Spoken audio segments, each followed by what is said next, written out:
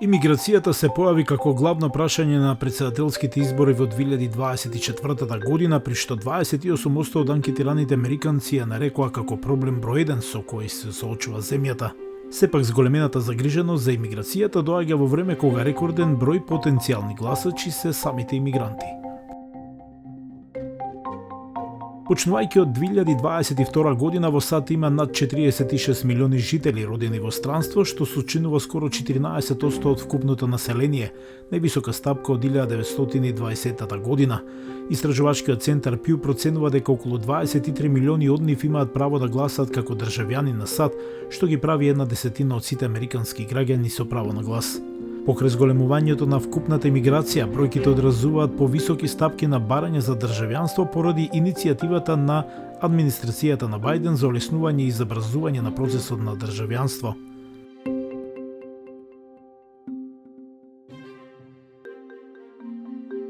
Натурализираните американци со право на глас се разновидна група која пристигнува од целиот свет. Мексико е најчеста земја на потекло со околу 3,5 милиони или 16%, пошто следат Филипините, Индија, Кина и Виетнам, кои заедно сочинуваат уште 4,6 милиони. Но додека азиските и латиноемигрантите сочинуваат околу 1/3 од натурализираната популација со право на глас, само 1/4 од латинозаедницата со право на глас се родени во странство, во споредба со над 2/3 од азиските американци со право на глас. Уделот на белите мигранти се намалува со текот на времето, иако статистиката за 2022 година се уште не го одразува напливот на пристигнувањето од Русија и Украина во текот на изминатите 2,5 години по војната во Украина. Во меѓувреме процесот на црни мигранти малку порасна и сочинува 10% од натурализираните граѓани со право на глас, а повеќето доаѓаат од Јамајка, Хаити и Нигерија. Стапките на натурализација исто така варираат во голема мера помеѓу различни групи, а највисоки се меѓу имигрантите од Азија и Блискиот Исток. Имигрантите од Мексико и Централна Америка имаат најниски стапки за државјанство, бидејќи имаат тенденција да се соочат со поголеми јазични и образовни бариери. Имигрантите од Латинска Америка исто така имаат поголема веројатност да се преселат во САД привремено, додека одржуваат поблиски врски со нивните матични земји, со што се намалува нивниот поттик да бараат американско државјанство.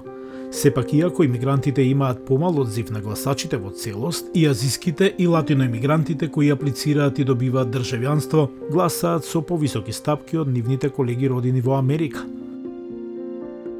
Сосем очекувано, најголем број натурализирани граѓани може да се најдат во 4 најнаселени држави – Калифорнија, Њујорк, Флорида и Тексас, кои се дом на повеќе од половина од имигрантите со право на глас. Но како дел од вкупното население со право на глас, имигрантите се најзастапени во Калифорнија, Њујорк, Флорида и Њу Џерси. Различни имигрантски групи преовладуваат во секоја од овие држави.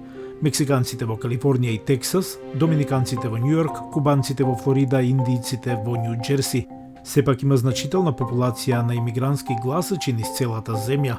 Ова ги вклучува клучните сојузни држави како Џорџија, Аризона, Невада, Пенсилванија и Висконсин, каде што маргината за победа на изборите во 2020 беше помала од бројот на новодојдени гласачи.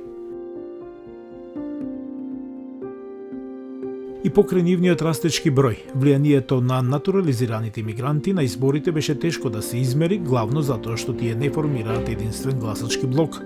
Историски гледано, различните имигрантски заедници имале различни политички приоритети.